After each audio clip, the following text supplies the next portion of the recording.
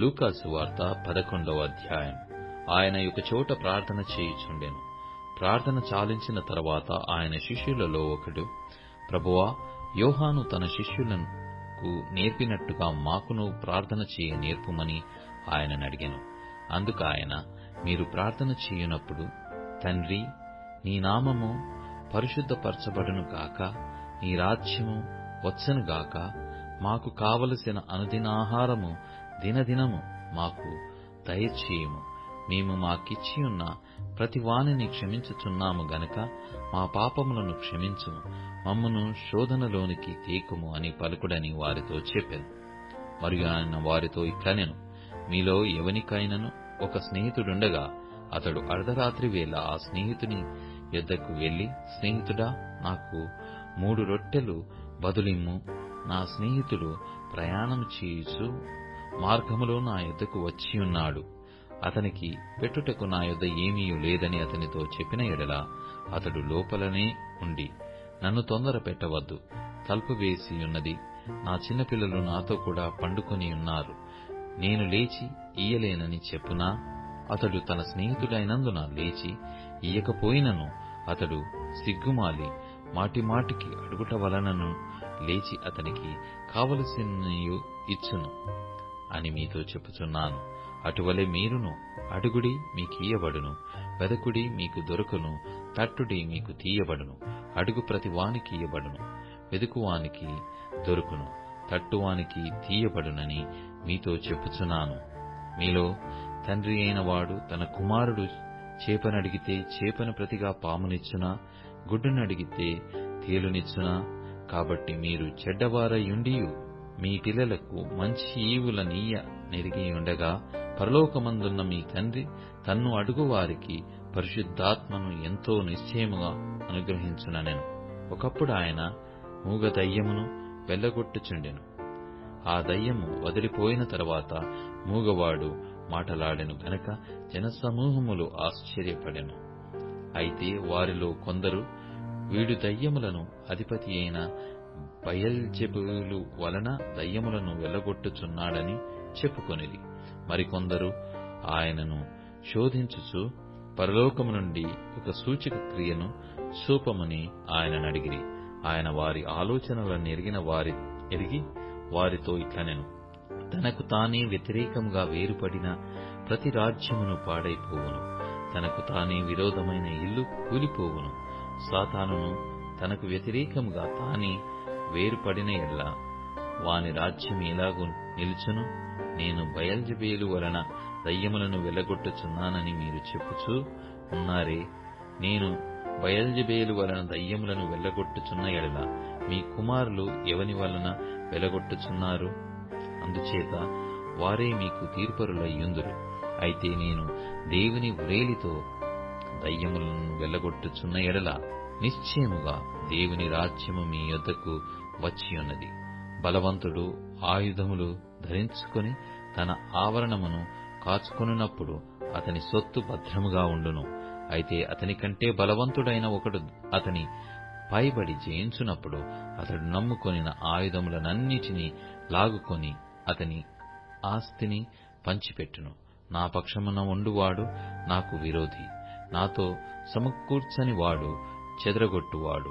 అపవిత్రాత్మ యొక్క మనిషిని వదిలిపోయిన తరువాత అది విశ్రాంతి వెదుకుచు నీరు లేని చోట్లు తిరుగుచుండును. విశ్రాంతి దొరికినందున నేను విడిచి వచ్చిన నా ఇంటికి తిరిగి వెళ్ళుదుననుకొని వచ్చి ఆ ఇల్లు ఊడ్చి అమర్చి ఉండుట చూచి వెళ్లి తనకంటే చెడ్డవైన మరి 7 అపవిత్ర ఆత్మలను వెంటబెట్టుకొని వచ్చును.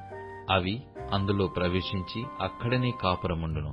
అందుచేత ఆ మనుష్యుని కడపటి స్థితి మొదటి దానికంటే చెడ్డదగునని చెప్పాను. ఆయన ఈ మాటలు చెప్పుచుండగా సమూహములో ఉన్న ఒక స్త్రీ ఆయనను చూచి, నిన్ను మోసిన గర్భమును నీవు కుడిచిన స్తనములను ధన్యములైనవి అని కేకలు వేసి చెప్పగా, ఆయన అవును గాని దేవుని వాక్యము విని దానిని గైకొను వారు మరి ధన్యులని చెప్పెను. మరియు జనులు గుంపులుగా కూడినప్పుడు ఆయన ఇలాగు చెప్పసాగాను, ఈ తరము వారు దుష్ట తరము వారయ్యుండి సూచక క్రియనడుగుచున్నారే. అయితే యోనాను గూర్చిన సూచక క్రియయే కాని మరి ఏ సూచక క్రియయు వీరికి అనుగ్రహింపబడదు. యోనా నినివే పట్టణములకు ఎలాగూ సూచనగా ఉండెనో అలాగే మనుష్య కుమారుడును ఈ తరము వారికి సూచనగా ఉండును. దక్షిణ దేశపు రాణి విమర్శ కాలమున ఈ తరము వారితో కూడా లేచి వారి మీద నేరస్థాపన చేయును. ఆమె సొలొమోను జ్ఞానము వినుటకు భూమ్యంతముల నుండి వచ్చెను. ఇదిగో సొలొమోను కంటే గొప్పవాడిక్కడ ఉన్నాడు. నినివే మనుషులు విమర్శ కాలమున ఈ తరము వారితో కూడా నిలువబడి వారి మీద నేరస్థాపన చేయుదురు. వారు యోనా ప్రకటన విని మారుమనస్సు పొందిరి. ఇదిగో యోనా కంటే గొప్పవాడిక్కడ ఉన్నాడు. ఎవడనూ దీపము వెలిగించి చాటు చోటునైనను కొంచెం క్రిందనైనను పెట్టడు గాని లోపలికి వచ్చువారికి వెలుగు కనబడుటకు దీపస్తంభం మీద పెట్టును. నీ దేహమునకు దీపము నీ కన్నే గనక నీ కన్ను తేటగా నుండి నీ దేహమంతయు వెలుగుమయమై ఉండును. అది చెడినదైతే నీ దేహమును చీకటిమయమై యుండును. కాబట్టి నీలో నుండు వెలుగు చీకటి ఉండకుండా చూచుకొనుము.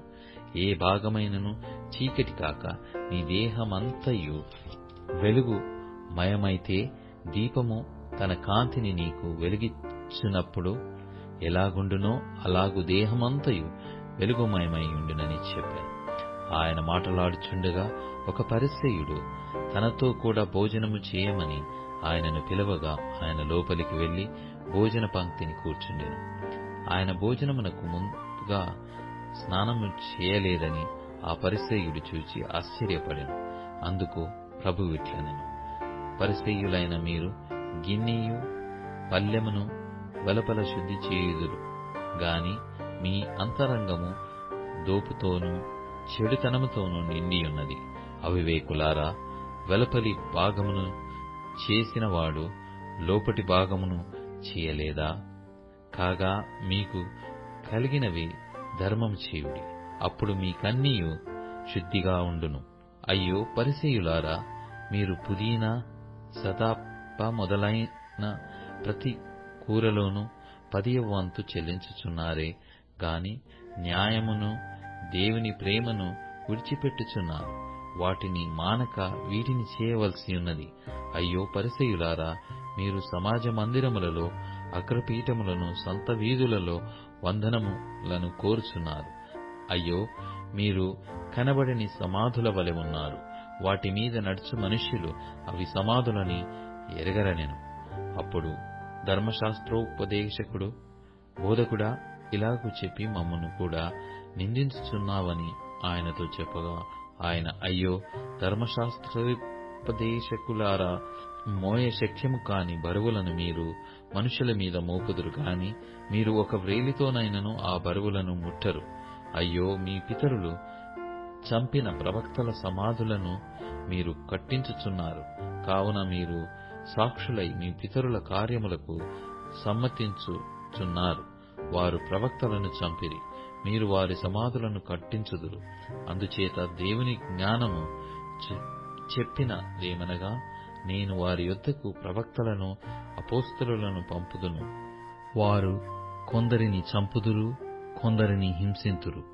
కాబట్టి లోకము పుట్టినది మొదలుకొని, అనగా హేబేలు రక్తము మొదలుకొని బలిపీఠమును మందిరమునకును మధ్యన నశించిన జకరియా రక్తము వరకు చిందింపబడిన ప్రవక్తలందరి రక్తము నిమిత్తము ఈ తరము వారు విచారింపబడుదురు. నిశ్చయముగా ఈ తరము వారు ఆ రక్తము నిమిత్తము విచారింపబడుదురని మీతో చెప్పుచున్నాను. అయ్యో ధర్మశాస్త్రోపదేశకులారా, మీరు జ్ఞానమును తాళపు చెవిని ఎత్తుకొని పోతిరి, మీరును లోపల ప్రవేశించు వారిని అడ్డగింతురని చెప్పెను.